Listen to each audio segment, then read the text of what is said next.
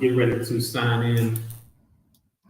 Good morning, everyone. This is Dana from NexGen, and thank you for coming to our home buying seminar. We are going to be started here shortly, so I am going to turn it over to my co-host, Damon Holland. Damon, thank you, and we'll go ahead and turn it over to you, sir. Everybody doing online and also in person. We do have a few folks in person already. So this morning we're going to be talking about getting you ready to purchase a home and getting you through the holidays. We're going to talk about a few things as far as budgeting, as far as everything as far as prep to get you ready to purchase a home in January, because we know the holidays are already here and that's the priority right now, holidays. But we're going to try to work through that and get you through the holidays and get you ready to purchase a home. All right. A few things we're going to be talking about that's on the agenda. We're going to be talking about current market, talking about applying for homes. We're going to talk about the home buying process and inspections. One of the big areas I'm going to talk about is a couple years ago, the market a year ago versus now. We want to talk about the process of purchasing a home, how to buy the home, and everything. And finance is going to be a big part. Once we do have a lender in the house, she will be here. She's going to be talking about financing, and she's going to get you ready on the finance side.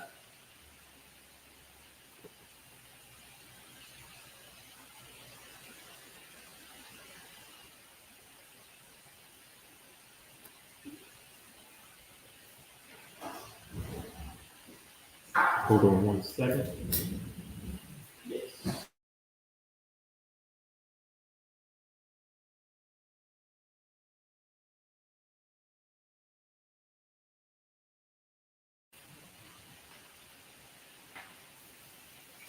So I'm gonna be talking about you getting stuff. All right. So current market.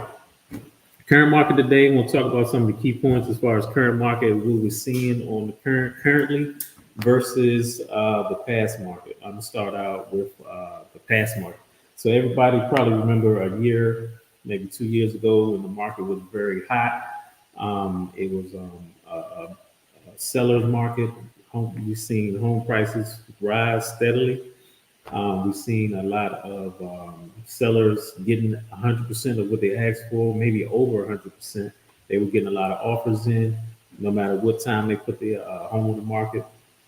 For instance, I put a home on the market at 9 o'clock that morning, and probably by 3 o'clock that afternoon, I had probably 10 to 15 offers on the property already. That was the market, that was the past market a year or two ago. Now let's talk about what caused that market. One of the big things that caused that market is one was low inventory, which we still have in this current market today. Very, very low inventory. Number two big factor with that was low interest rates. So low interest rates cause a lot of buyers to come into the market, new buyers come into the market, older, younger, but it was a lot less restrictions and a lot more people were able to get home loans. So that caused a very high number of buyers coming into the market. And when those buyers came into the market was already low inventory. So it was probably like a ratio of, let's say you had 200 buyers coming to the market with only 50 homes available. So that was the cause for that market. Very high market. Like I said, we've seen homes go on sale and within hours they were under contract. For instance, also another example, when I was taking buyers around in that market, we put an offer in on the home. Sometimes we were offer number 10 out of 15. So that was the market, past market a year, 2 years ago. What we're seeing today in today's market, we're still low inventory, but we're seeing a lot less buyers on the market because interest rates, as you've known and seen, has gone back up. So that's bringing a lot less buyers into the market. And that's what we have currently today. So that's the past market and current market today. Another things, but I usually tell my buyers, even though it's still a seller's market, it's still low inventory, sellers are having to give up a little bit more. Like they are giving more in closing costs. They are doing home warranties. They're doing different things to incentivize buyers in the market today because there's a lot less buyers. So sellers has to come down on the price. They're more realistic on home prices, home sales. They're coming to the market at a fair market value. And like I said, again, they are paying for closing costs. They are paying for home warranties. They're doing different things. Buy down, buying down the interest rates. Sellers are having to do a lot more to entice buyers and bring buyers into the market. So that's a couple of buyer options I tell everybody too. I threw a couple of seller options, in there also. Um, those are the big things that we're seeing on the market right now that sellers are doing. And new construction homes. New construction homes are making a very, very big comeback. Number one thing is you still have some sellers who don't want to negotiate. So new homes is always an option. So for now, follow along. I'm going to go right to finance. She is on her way. She'll be here in a minute.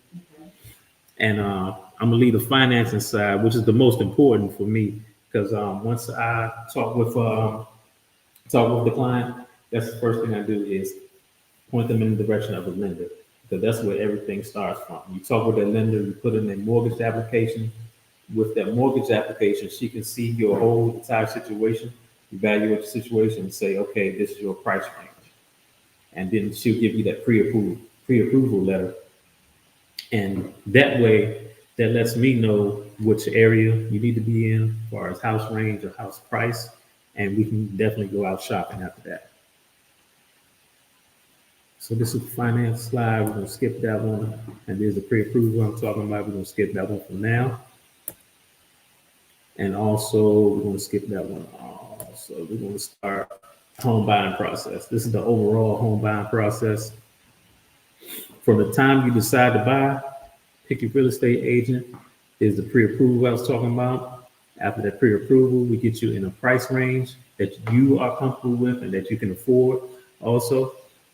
Because one thing I always tell everybody, I don't want, you shouldn't have to be, you should still be able to live comfortably after you pay your mortgage.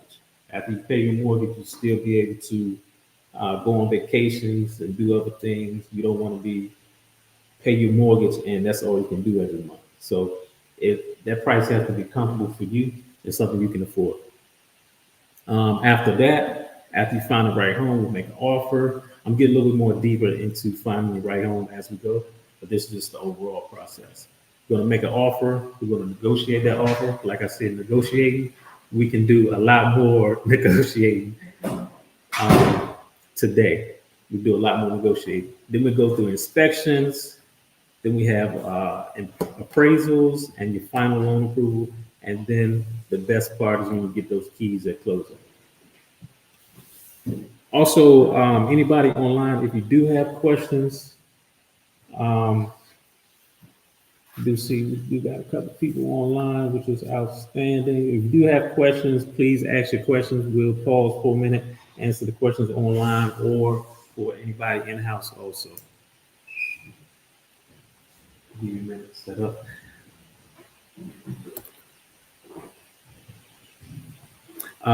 Number one, getting the financials together. That's what we talked about. And we'll dig more into financial side of everything here in a second. We have an example of pre-qualification work versus pre-approval. I get a lot of questions about that. There is a difference in that. Jennifer will break down that also, but just remember there's a big difference between pre-qualification and pre-approval. Pre-approval is what we're looking for, and one of the biggest things that me on my side, on the real estate side, that I'm looking for.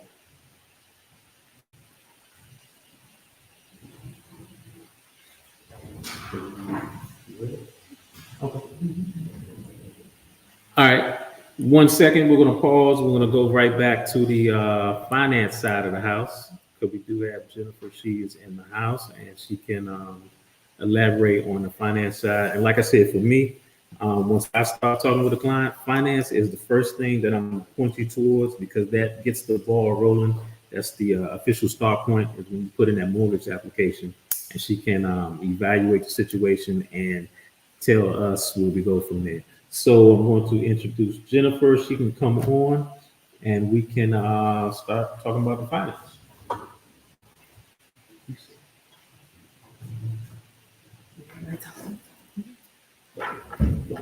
Hello, everybody. How are you guys doing? I hope you guys are having an awesome Saturday. Thank you for being here. So my name is Jennifer Spigner. I am a mortgage loan officer with Taylor Mortgage, and I'm here to give you guys some great information about how to become a homeowner. The market has changed, as I'm sure you guys have already heard from Damon, your realtor. And so, but it's okay. It's still good. It's still a good time to purchase. So the first thing you want to think of when you're wanting to prepare yourself to become a homeowner is, here are a few things that you guys can write down. I don't know if anybody's taking notes, but here are a few things that you can write down when it comes to home ownership and you feel like you're ready or you're wanting to get ready. When you're looking at home ownership, we always want to look at credit. And credit is very important. I'm not sure if you guys have already kind of went over a little bit about credit prior to me speaking, but credit is important because credit determines basically how risky you are as a buyer, And what I mean by risky is when you're asking someone to borrow money, right? You want to make sure that they're going to pay the loan back. So they look at your credit report to see, does this person pay their bills? Do they pay their bills on time? You know, how do they handle credit cards? How much debt do they have? Do they have so much debt that maybe they can't purchase, or if they were to purchase, they're going to have a problem, you know, paying an even bigger debt back? So that's what credit is all about. That score tells us how risky you are. Of course, the lower your score is, the more risky you are of a buyer. The higher your score is, the less risky you are of a buyer. But not only do we look at credit score, we also look at that credit report. That credit report is going to tell us what type of person you are, basically. Do you pay your bills? Do you pay your bills on time? Do you know how to manage your debt? Do you have your debts in priority? Are you prioritizing those debts? Mainly if you're paying your bills on time or if you're paying your bills at all, and how much debt you have, which is debt to income ratio. We'll get into that in just a moment. But that's mainly what credit tells us. It tells us a story of how you handle your finances. Okay. I don't know if anybody's checking questions, so I don't mind stopping if there happens to be a question. Okay. So that's credit. So then the next thing we look at as employment and income. So employment and income is basically all about if you have a job, where are you working? Do you have at least 2 years of work history?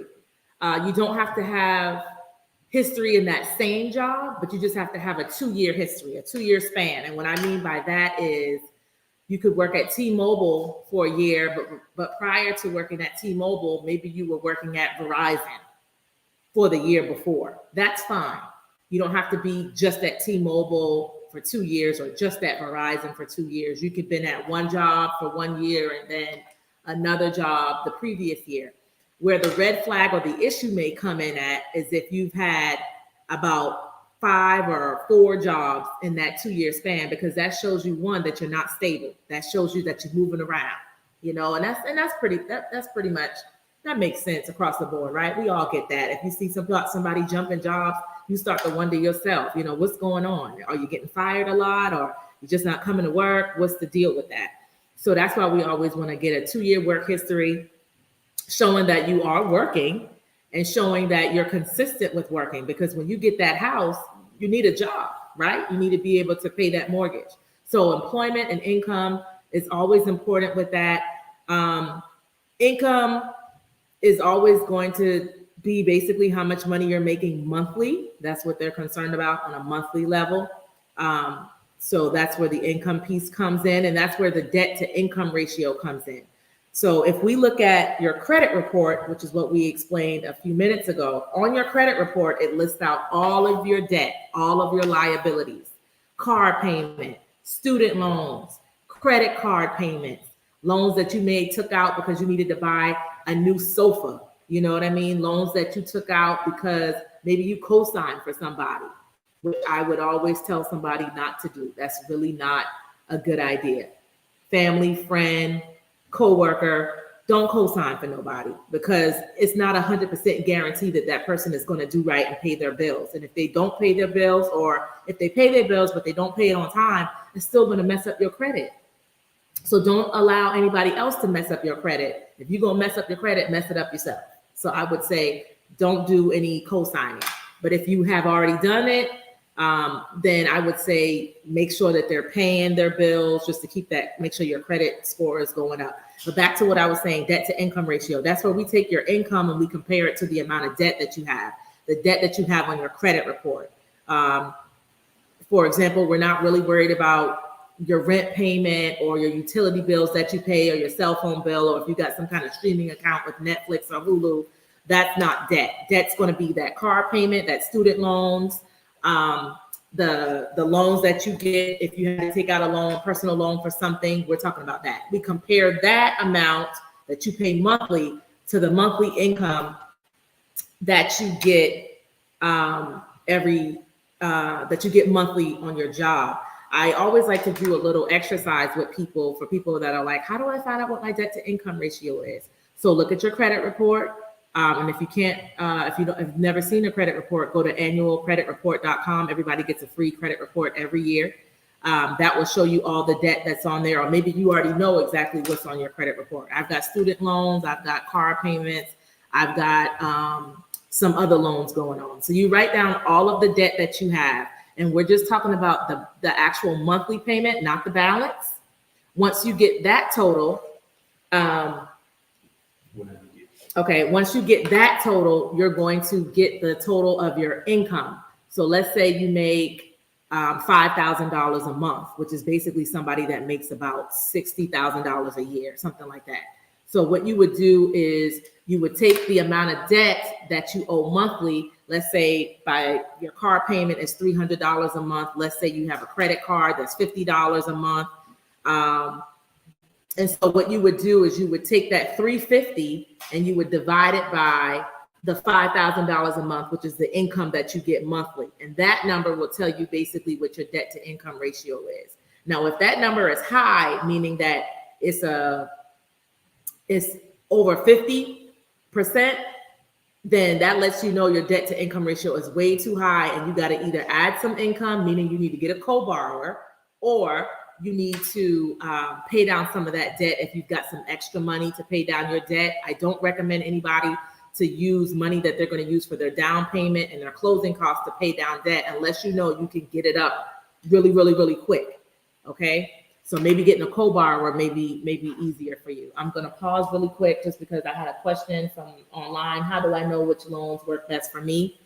Debt to income ratio will help you with that, because every loan that we have is actually geared to the debt to income ratio. So there's 4 types of loans. You got USDA, which is a government loan. That's if you don't mind living in a rural area, you could do a USDA loan. I will tell you right now, USDA is typically for people that are pretty much low income families, and they're not very debt heavy, because on the debt to income ratio, you have to have a debt to income ratio of 41%. Now, what I had you calculate just now, as far as your personal debt to income ratio, that is not including the mortgage payment. If we add a mortgage payment to that amount, then it'll really show you. So that's what I'm saying. If you just did that calculation previously and you saw that, man, my numbers are 50, 60%, and then you add a mortgage that's maybe $1,500, $1,600, $1,700, which is the average monthly mortgage income today in the Tri-County area of Charleston. I don't know how many people are here from Charleston or other areas, but in Charleston, the minimum is usually around $1,500, $1,600, $1,700, depending on what that sales price is and depending on how much money you're going to put down. So when you add that mortgage payment to that amount that you just calculated for your personal debt to income ratio, you'll really see like, man, I'm this number is high, or no, I'm right where I need to be. I would say if you got a 30 or 40%, you're okay. But when you start getting in the 50s plus, it's you're gonna probably need a co-borrower, or you're gonna have to pay some money down. So USDA loans. The other one is FHA loan, which is also a government loan. FHA loan is the probably the most popular loan that a lot of first-time home buyers get on. The down payment is 3.5%, and we can go all the way up to like 56% on the debt to income ratio. The other loan we have is a VA loan, which is also a government loan. I'm doing all the government loans together. The VA loan is a government loan, but you have to be a veteran or active military in order to have that VA loan. So if you're not in the military, or if you're not married to somebody that's in the military, then you don't have to worry about that. So FHA or USDA would probably be your option. And then of course, there's the conventional loan. The conventional loan is usually a higher priced loan. As far as the interest rate is typically higher priced. And you can go up to about 50% on your debt to income ratio with that. Keep in mind, also including that mortgage payment now. And then all you need is 3% down for that, or you could do 5% or 10% or however, but the lower is 3%. Okay, we do have some 3% options on our conventional loans. Okay, so I hope I answered that question to whomever was interested in that. So the next thing after we talked about credit, after we talked about employment and income, is assets. Assets are just as important as credit, because you can have a 750 credit score. You can have a debt to income ratio of 45%, which is great, but you always need assets. Of course, there are programs out there that can help you with your down payment, like South Carolina Housing, Shanola. I'm sure Damon probably mentioned one that he works with, close with others, or maybe he'll mention it after I'm done speaking. But there's also, there's always programs, like right now I'm with Tabor Mortgage. My office is in West Ashley in Charleston. We have a 0 down FHA loan program, which means you can do an FHA loan program with 0 down. However, I'm gonna tell you this, don't always bank on down payment assistance. Why? Because one, you never get your full purchasing power. So let's say if you had your own money, or you were getting money from a family member, let's say you got pre-approved for $350,000, which is pretty good in this market. You can find a really decent home for $350,000. If you're in Columbia, even better, right? But if you have to use down payment assistance, more than likely your pre-approval goes from $350 to now you might be at like $280. If you're in Charleston, you might have a little issue there, but if you're in Columbia, you may still be good. But just keep that in mind, because when you're using down payment assistance, you have to qualify for those programs. They don't just give it to you because you're trying to buy a house. They don't just give it to you because, oh, you're just a first-time home buyer. You have to have a specific credit score. Usually you got to have a 640 or higher. You have to have a certain debt to income ratio, especially if you're doing South Carolina housing. You have to have a debt to income ratio, and it usually has to be somewhere around 45%. So for those who don't really make a whole lot of money on the income side, or maybe you make decent money and you just debt heavy, that could be an issue, because then instead of being pre-approved once again for that $300,000 or that $350,000 house, your pre-approval will probably be maybe $40,000 or $50,000 shy of that. So I would always say, when it comes to purchasing a house and you're trying to get ready and be ready, save. I cannot stress that enough. You have to save your money. I know the holidays are coming up, and if you have children or grandchildren, you don't have to go ahead and buy them all of the PlayStations and the high-priced dollar items, and you rent it. You know what I'm saying? I just did a home buyer workshop last week, and the main thing that I wanted people to focus on, because most of them are from Charleston, and if you're in a different market, this still applies to you. Mindset.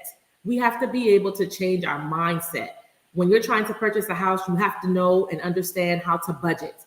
Budget is number one, especially for those who may be living paycheck to paycheck, or, maybe you've been working at a job for the last 5 to 10 years and you're still making like $16 an hour or $17 an hour. It is hard to get qualified if you're making that type of income, especially with the house prices being so high and the interest rates being high. I mean, our interest rates are basically in the 8%.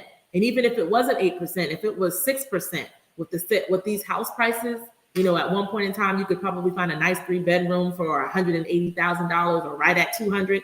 Now those same houses are on the market for sale for a whole $60, $70, $80,000 more.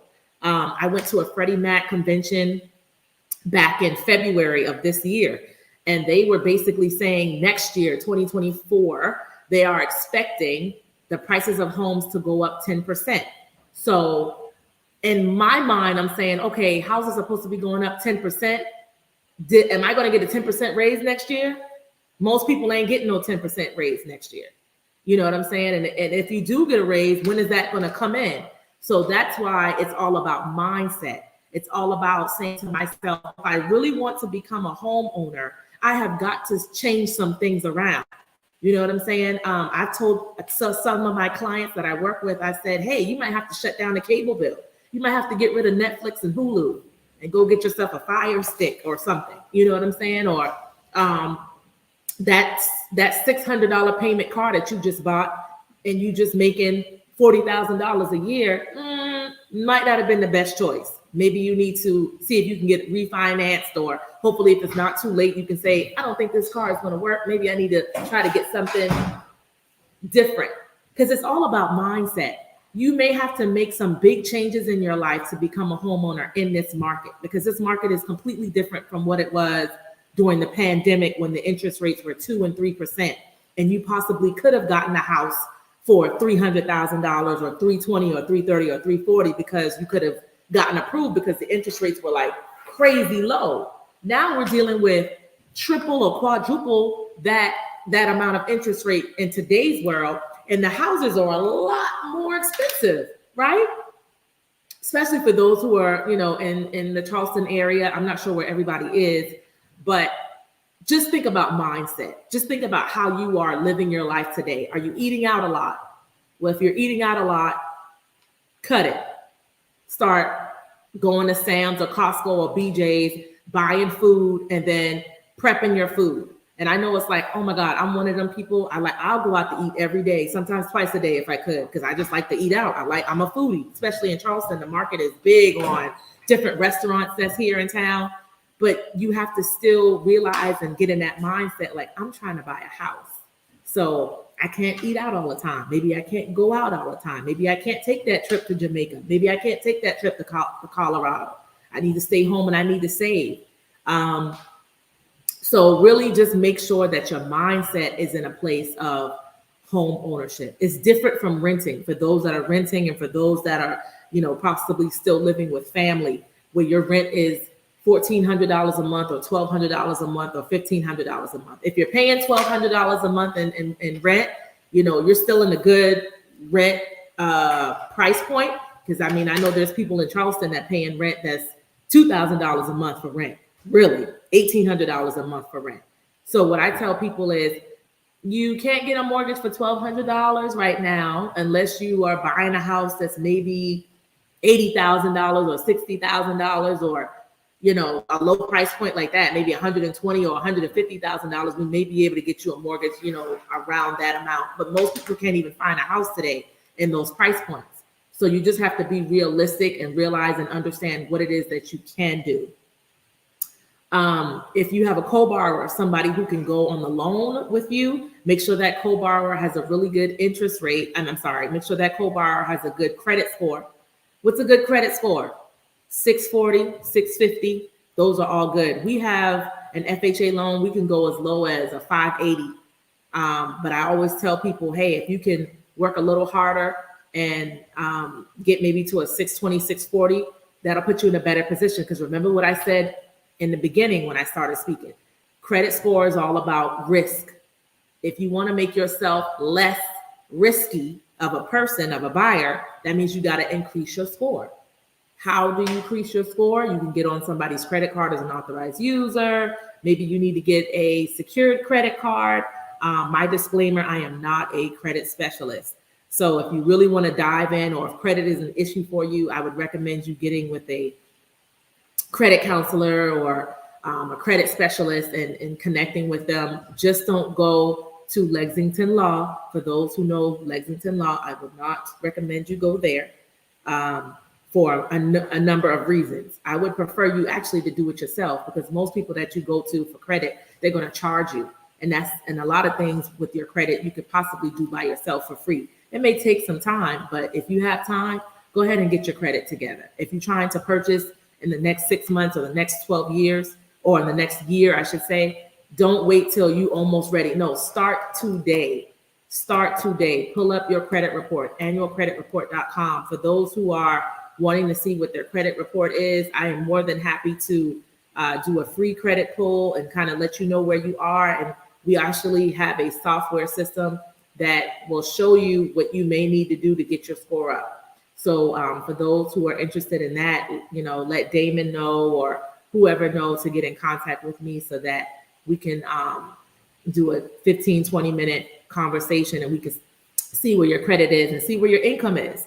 You may have to switch jobs. If you're only making $3,000 a month, you know what I'm saying? You may have to switch jobs. And the reason why I say that is, think about this. I'm gonna give y'all some numbers to think about. Let's say, remember when I told you the average mortgage payment today is, I wouldn't say average. Let's say the minimum, the lowest mortgage payment today is, let's say $1,900, almost $2,000, right? So if you're making $3,000 a month, cut that in half, which is what, $1,500 a month, right? So 15, and why you say, Ms. Jen, why you cut it in half? You cut it in half because you can't use your entire monthly income to cover your mortgage. You can only use about half of that. Just, paraphrasing a little bit. Only use about half of that. Why? Because the other half is what you need to use to live. Live as in gas for your car, your water bill, your light bill, your phone bill, whatever else that you have, your food bill. You know what I'm saying? That's to live. You need those things to live. So you can only use one part as for your mortgage payment. And if your mortgage payment is close to $2,000 and half of your check is $1,500, that goes to show you, maybe I might need to change my job. Maybe I might need to, or maybe I need to get a co-borrower. Maybe that's easier. I understand everybody can't change their jobs, but maybe getting a co-borrower, maybe something that you need to look into or consider. And we can talk about that too, for those who want to have like a one-on-one with me, because every scenario, financial scenario is different. So everybody has different issues. Some people have student loans, some people don't. Some people are self-employed, some people are W-2 employees. Everybody is different. Everybody's situation is different. Everybody got different amount of debt. So it would be great if we can possibly do like a one-on-one so that you can have your own consultation and it'll be geared to just you and the things that you have going on in your financial life. But that's pretty much it for the most part. I don't know if anybody has any questions. Oh, we do have some questions. Okay, so what is a co-borrower? A co-borrower is somebody who can go on the loan with you to add income. So let's say your income is just not enough, meaning your debt to income ratio is too high. When I see somebody's debt to income ratio, remember I said debt to income ratio is when we compare the debt that's on your credit report to the income that you get monthly. If I'm looking at that and I say, Mrs. or Mr. Borrower, your debt to income ratio is a little bit too high. We got to get this low. So the first thing I'm going to say is, let me look to see if there's anything you can pay off. Meaning I'm looking at your credit report and I'm going to see, is there a bill? Like maybe you got a credit card that the balance is $250, but the payment is like $45. Maybe if we get rid of that, that may help your debt to income ratio a little bit. Or maybe you have a car that you're almost through paying. And you may, maybe you only got $3,000 in your car. And if you have that money to pay it off and you don't, and it doesn't mess up your assets that you need for your down payment and closing costs, I may say, go ahead and pay it off. But usually paying off debt is like my last resort, because again, I don't want people using money that they have geared towards the down payment or closing costs or for their appraisal, because you got to pay for your appraisal and stuff like that. Your home inspection, you got to pay for those out of pocket. So another option may be to get a co-borrower, which means maybe you ask, a co-borrower could be your mom, your dad, an uncle, your significant other, whoever that is, somebody who has a good income and somebody who has a good credit score, somebody who would be able to add a little income to you so that we can bring that debt to income ratio down. Now, if their debt to income ratio is too high, then that's not the right co-borrower for you. Because remember, we need a co-borrower because your debt to income ratio is too high, and we're trying to bring it down either by adding income or taking away debt. So that's what a co-borrower is. No, they do not have to live in the home with you, but it's just somebody who also goes on the loan with you, which means they're responsible for that loan as well. Another question I had was, can I purchase multiple homes with a VA loan? Yes, you can. People do it all the time. You just want to make sure that if you're a veteran, if you're in the military, there's a certain amount of entitlement money that you get. And once you've completed all of that, then the buck starts there. So yeah, you can get more than one with a VA loan. Any more questions? Okay. Okay. I done forgot all about the slides, y'all. I'm just going off of the cuff because that's what I've been doing it so much. So forgive me. Most of the information that I told you is pretty much what you need. Get pre-approved. It's all about filling out that application. That's me sending you a link so you can fill out an application, or that's you calling me and we do an application over the phone. Either way you want to do it. I always love when people call me because then I get an opportunity to know who you are. You know, I like to know who I'm talking about. I want to know if you have kids. I want to know if you're about to get married. I want to know, what your fear is. You know what I mean? I'm a person. And so I like to connect with my people just so I can just be there for you as you're going through a journey that you've possibly never been through before.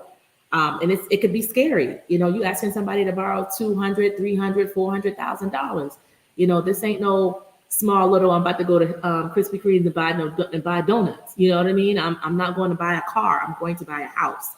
It's life-changing.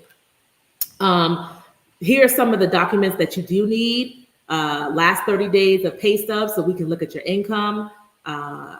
Last 2 years of W-2s if you're a W-2 person. If you're self-employed, if I have any self-employed workers out there, you need a 1099. Tax returns. I want to see all of the pages, all of them. And then, of course, your bank statements. Again, those bank statements are going to determine the assets that you have. Bank statements, 401k information that you have if you have a 401k through your job. Now, people who are state employees, sorry, but you can't use your 401k. I know that sucks, but you cannot. So hopefully there's other bank statements that you may have, stocks, bonds, anything that's an asset. If you have a boat or you have a car and you want to sell your boat or you want to sell your car because, hey, I got 2 cars, so I'll sell one of my cars so I can get the money to put down on my house or closing costs. Do that. You can always buy a car. You can always buy a car. You can always buy a boat. You can always buy, I don't know. So I know somebody that did a, she went outside the box. She did about 3 or 4, what do you call it when you selling stuff out your house? Yeah, a garage sale or yard sale, because she was $1,500 short on her closing costs or her down payment. She did a garage sale and she did it for like 3 or 4 weeks until she was able to get the money. And then she did a little bit of Ubering too. But hey, if you really want to buy a house, you make it happen. You won't have no excuses if you're really serious about it. And then of course the identification that we need: driver's license, passport, social security card, voter's registration, anything. Driver's license is just number 1. Passport might be the second one. But when you fill out an application for me and you want to do it through the link, my system will tell you everything that you need to send me. So you won't have to guess, what do I need to send her? It'll tell you what you need. Please upload this, that, and the third. It will tell you, okay? The do's and don'ts. The main thing, don't go switching your job unless you're going to tell me first. Ms. Jen, I think I'm going to switch my job because you just told me my debt to income ratio is too high and I'm not making enough money. Okay, cool. Well, I know you're not going to be buying a house right now. You're going to probably be, maybe your timeline is 3 to 6 months. So as long as you can find a job, fairly quickly, I'm okay with that. You just need to, when you get your job, send me the, I forgot, what's the letter that you get from your HR where they say, welcome to, thank you, you have received this job. This is going to be your start date. And this is going to be your start date. And it's also going to be it'll tell you what your income is and all of that. I just need that documentation from your HR person if you are going to switch jobs. I actually had somebody that's actually about to close this month, where he was a driver for a company, and he was a variable income meaning he wasn't making a straight 40 hours a week. For those who are W-2 people, like you work at a hospital or you work somewhere where you don't get a full 40 hours, like straight 40 hours. And when I say 40 hours, that means when I look at your pay stubs, I want to see 40 hours. I don't want to see, yeah, Miss Jen, I work 40 hours a week. But then when I look at your pay stub, you was working, it's not 80 hours every 2 weeks if you get paid. You get what I'm saying? Maybe you got 74 hours. I'm gonna say, what happened? Put in that PTO so that you can get that full 40 hours a week or that full 80. That means a lot, because if you don't have that and you're below 80 or you're below 40 on a week or 80 on 2 weeks, that means you're variable income. And if you haven't been at that job for 12 months, that's a red flag. That's going to cause issues. So now you need to either wait until you're there for a year, or what he did, he just left that job and went somewhere else. He ended up working for Pepsi, and they gave him a salary position. He's a driver. He's a delivery driver, and that worked perfectly for him, perfectly. So we didn't have to do averages of a 12-month, because he was like, I ain't trying to wait 12 months. I've been on this job for 6 months, and I got to wait another 6 months. No, I'll just go find something else. And he found something else, and they ended up just giving him a salary job, which worked out better. But even if he didn't get salary, and maybe he got a job where they were specifically offering him like 40 hours a week, that would have worked too. So just keep that in mind when it comes to jobs. It could get real tricky. So if you have any specific questions, put it in the chat, or if you want to talk to me specifically one-on-one, then we can talk about that for sure. Large deposits is one on here. Large deposits, when we ask you for your bank statements, we're not just looking at how much money you have in your account. We're also looking at what's going on. Okay, I see this is coming from their job. They work at Walmart, they work at Verizon. And then all of a sudden, boom, they got this $8,000 deposit. Not that it's a bad thing, but you're going to have to explain what that is. Okay, those are red flags, because everything got to be consistent. Everything got to make sense. Think about that. Everything got to be consistent. Everything has to make sense. If you keep that in mind, then you'll know what to do. Don't go out there and have 50 million people running your credit report or your credit, don't go out there and buy a car or get a loan, when you're trying to buy a house. Once I run that credit, keep things consistent. Keep going to your job every day. Don't be calling out. Don't go buy a car or buy things or put things on credit. That tends to change your score and change your history. Okay. And if there's anything that pops up and you're just not 100% sure, give me a call. I'll be more than happy to tell you, yeah, that's fine, or don't do that. Don't do that. Don't do that. Okay. So I don't know if anybody had any questions in regards to that slide, but it's pretty much straightforward on that. Okay. Is this still my slide? Okay. All right. If anybody has any questions, because I'm pretty much done. I guess if any questions do pop up, you'll let me know. Thank you guys so much. I greatly appreciate that. I don't know if anybody has my information, but for those who want to write it down, my cell number is 803-487-2623. That number again is 803-487-2623. And if anybody wants to email me, it's Jennifer. My name is Jennifer, Jennifer, Jennifer at Tabor, T as in Tom, A, B as in boy, O-R, TaborMortgage.com. Jennifer at TaborMortgage.com. Thank you so much, guys. I appreciate you guys. Thank you. And that, ladies and gentlemen, is why I always say finance has to be first. Plenty of good information, awesome information, and that's always the start point with the finance piece. And now you see why. It may seem like a lot, like she said, but if you have the right team around you, the right people around you to help you and guide you through it, it's going to be easy to be a piece of cake. So We actually did go through the slide, but again, this is just the overall process of home buying. We talked about finance already, so I'm not going to hit on that. But there are some notes in there for you as far as home buying, get you know financials and figure out how much you can afford, just like Jennifer was saying.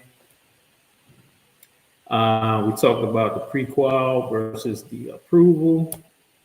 Now we have to find the right house. So in this slide, finding the right house, some of the things consist of start thinking about what area you want to be in, how far you want to be from work. You want to think about the school district you want to be in. Those are the main things you want to think about as far as when you start searching for the right house. We're going to talk about the wish list. We're going to talk about priorities. Of course, we want to stay in your price range. Like I said, after you talk to Jennifer and she gives you that pre-approval, she'll send you back down to me. And that's our way. That's when we go shopping. We're going to stay within your price point because you're already comfortable with that range. So definitely is pre-approval is a big thing on my side. Also, as far as the market, there's some homeowners that don't even want you to schedule a showing unless you're already pre-approved. So that's why when you go talk to a realtor, first couple of questions we're going to ask you is, have you talked to a lender and are you pre-approved? And that's one of the reasons why. Wish list. So again, these are some of the things to think about. We have them on the slides. We also have them on handouts. These are definitely for you to start thinking about some of the things. We talk about school district you want to be in, whether you want a brand new home versus something that's 5-year-old, thinking about the ranges as far as how old do you want the house, because you know, of course, the older the house, the more renovations you may need. So that's something to think about. All these are something to think about as far as when we get ready to go out looking for a house. This can definitely streamline everything. If all this is, you've already thought about all this, got to prepare. That way, when we talk and we go out, you can bang, bang, bang, hit everything exactly where it needs to be and get everything going. You see renovations on there. Some people are okay with a little bit of renovations. Some are not. Some just want it turnkey ready to go in and start living. Physical needs.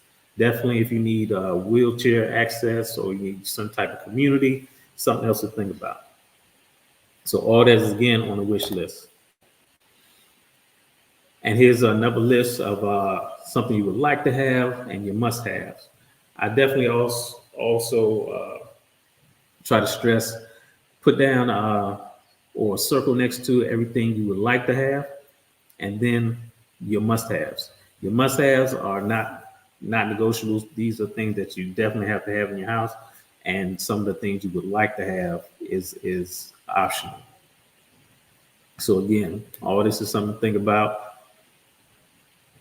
right before we go out looking for your home. Interior, once you get an interior, the wood floors, hard floors, eating kitchen. The trend right now is the open style floor plans. A lot of people like open style floor plans. Some people like the enclosed floor plan. So it's just, again, all this definitely start thinking about bedrooms, how many baths you want, square footage, whether 2-story, 1-story. Some people are not comfortable with 2 stories no more. I'm probably one of them, but these are, again, if you think about all this stuff before we go out, we can make this process a lot smooth. This is definitely a good checklist when we go out house hunting, because once we get past probably 5 or 6 homes, they're going to all start look the same. So you definitely need to take notes and try to remember the first one versus the 8th one. Or you can always try to keep a rolling 3. Because when we go out looking, some homes may go under contract, which we have to cross off our list. Some of them may still be available, but just in case, we always keep a rolling 3 that you like and ready to go see. But this list, you can go down, you can check off, say what was good about the home, different key things to remember about the home, different features, say you liked or you didn't like, which was fair, which was poor. This is definitely a good checklist to keep with you. Like I said, seeing every home. Again, this goes with that same list. You got the price on there, you got the address, and your rating from 1 to 10.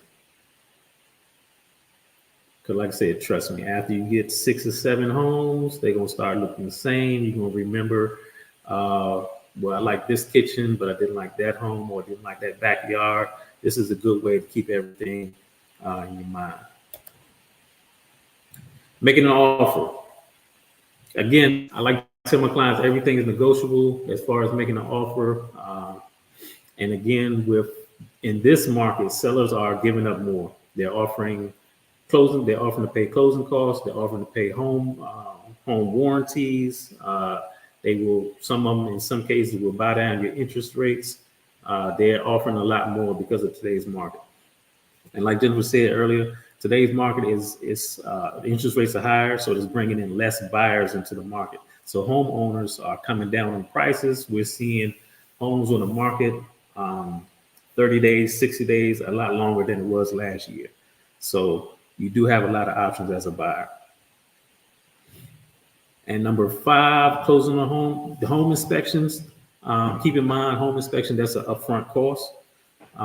Most home inspections are around $400, depending on square footage of the house, whether it's a crawl space, 2 stories, all that depends on the price. But home inspection is an upfront cost.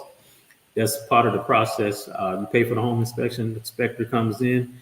I always advise that you be there with that inspector. That way you can ask questions. It's your inspection, you pay for it. You can ask him questions as far as what he sees.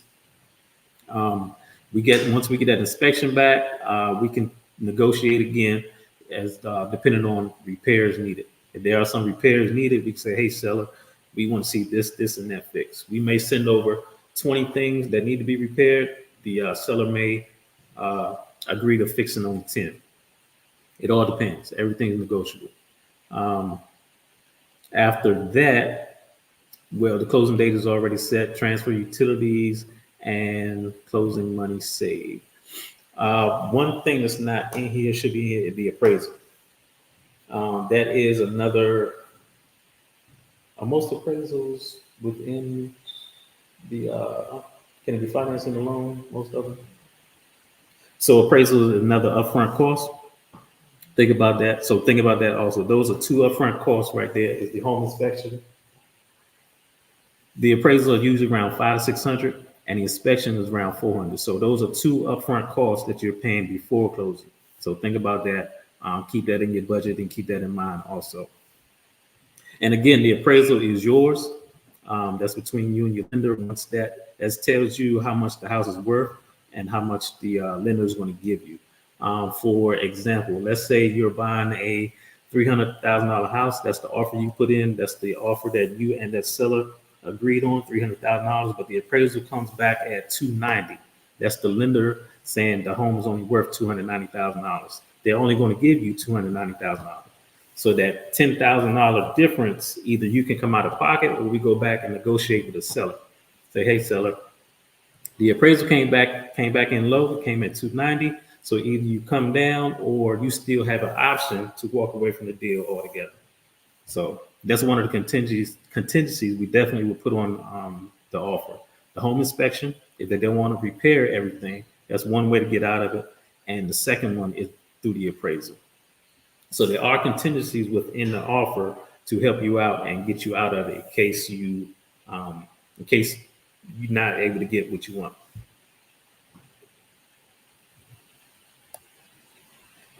Here are a couple of forms, just a sample of a couple of forms that we usually do. Once we sit down and as a client, I will go over these forms with you because I don't want you to see them. Your first time seeing them is when we're ratifying a contract. If you see them up front and we go through them up front in the beginning, it's a lot easier to understand and be familiar with. Because once we put in the offer and the offer gets accepted, everything after that is time of the essence. Everything we're on the clock. Everything is by dates after that. So these are some forms that I will go over once we start the process. And like I said, be familiar with some of these forms. This is a couple of things. Close on the house. You have escrows. You have address and legal issues, negotiating costs, home inspections, pest inspections. That's the termite inspection. You hear me say a lot during the process. CL 100. That's the termite pest inspection. Those negotiable. Sometimes we usually ask the seller to pay for it, and in this market, they definitely will. Those usually cost about $100. It depends on the size of the home also, but sellers have no problem paying for that. You have your lock-in, your interest rate. You have address contingencies, your final walkthrough. Final walkthrough is usually after the appraisal. I usually say the appraisal is the last big hurdle, obstacle that we go through. And after that appraisal, pretty much we get it clear to close, and we do the final walkthrough either the day before the closing or the morning of the closing, just so we can walk through, make sure the seller didn't take anything they weren't supposed to take or anything like that. You have down payment, then you're signing your papers. Get ready at closing. That's a long day, or whenever you start signing paperwork, you got a lot of papers to sign. Here's a couple of testimonials from past clients. Do we have any questions? We did have a couple of questions. I'm gonna go back and answer a few questions real quick because we are at the end of it. But how much do we pay real estate agents? As a buyer, that's a very good question. As a buyer, you do not pay the real estate agent. As on the buyer side, we get paid through the seller and we get paid through the transaction. Even though we represent you as a buyer, the seller, we get paid through the seller. So that's always a good question. We represent you 100%, but you're not paying us. We get paid from the seller out of the seller's cost. Another question, can we take pictures of the homes we see?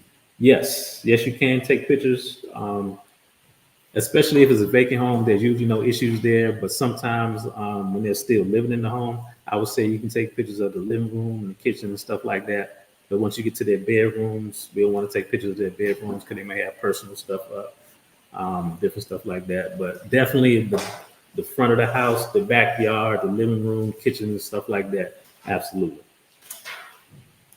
Another question, when do we engage the real estate agent, at what stage? I would say stage 0. Call us first. Call us first. We can definitely talk you through the entire process. We can direct you to the lenders. We can direct you to the inspectors, the appraisers. That comes from the lender.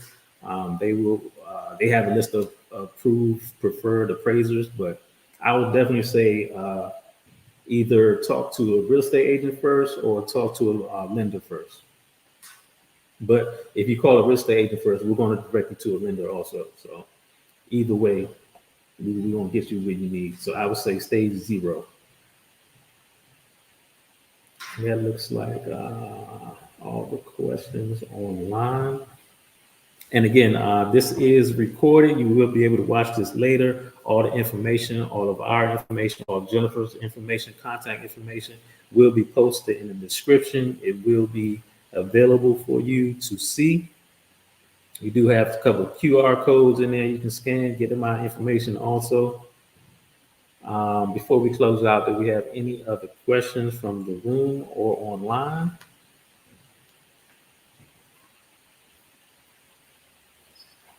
This next slide you're about to see is one of our preferred inspectors, closer look home inspector. Excellent guy. I've been working with him for about 5 years now.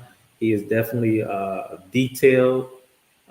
He loves to answer all your questions. He will walk you through anything and everything. If his inspection takes 3 hours, it'll take 3 hours, but you will walk away feeling very knowledgeable and understanding for everything that he goes through in his process. Again, here is Jennifer's information, is her name, phone number, different types of loans through table mortgage, traditional loan programs.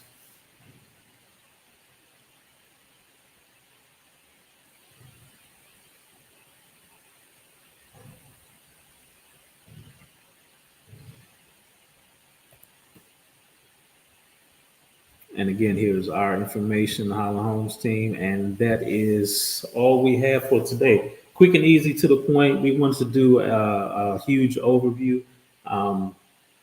Due to time, we couldn't get deep down in the details, but definitely if you want to you have more questions, you want to get into details of everything, that's not a problem. You can contact myself or Jennifer. And again, our information will be in the description. You will be able to contact us, and I think I will be able to get everybody's information through here. So definitely, thank you. We appreciate it. A lot of great information, especially the finance portion. That is the most important piece. I do want to put out one note as far as these buyer seminars. We will be doing them probably once a quarter starting next year. It'll be once a quarter. We'll put the information out, and we will get this going on a regular basis because I do get a lot of questions. So I think getting the information out more and more frequently will be a lot better for all parties, for everybody, to include us. So if you have any questions? No questions online. So thank you for coming out. Appreciate it. And again, all the information will be posted, and we will see you when we see you. Thank you, Holland Homes team. Very appreciative of all the fabulous information. Everyone, don't forget, if you had a question, but you came to it later on, that's okay. Feel free to put the information in the comment section, and we may include that in our next live stream or in another video. So again, thank you again, Holland's Home Team, and we will see you guys all real soon. Don't forget to like, share, and subscribe to this channel if you haven't done so.